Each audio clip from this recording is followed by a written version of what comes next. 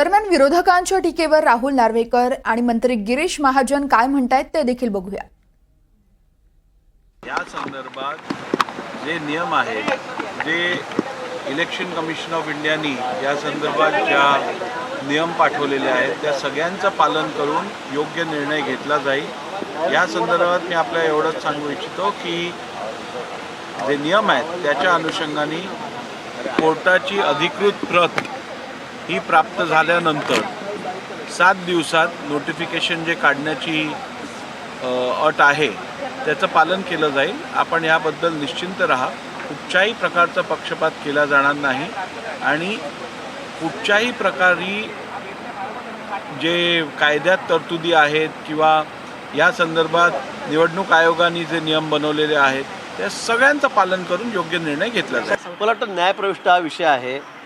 यापूर्वी अनेक लोकांवर आरोप झाले, शिक्षा झाल्यात, त्यांच्या बाबतीमध्ये काय निर्णय झाला, यांच्या बाबतीमध्ये काय निर्णय करतात, यांच्या बाबतीमध्ये माननीय मुख्यमंत्री महोदय स्वतः लक्ष घालतायत, सगळ्या बाबी तपासून बघतायत। मला वाटतं हे झाल्यावर, तपासून झाल्यावर त्या बाबतीमध्ये योग्य निर्णय या ठिकाणी शासन घेईल, विधानसभेचे अध्यक्ष घेतील।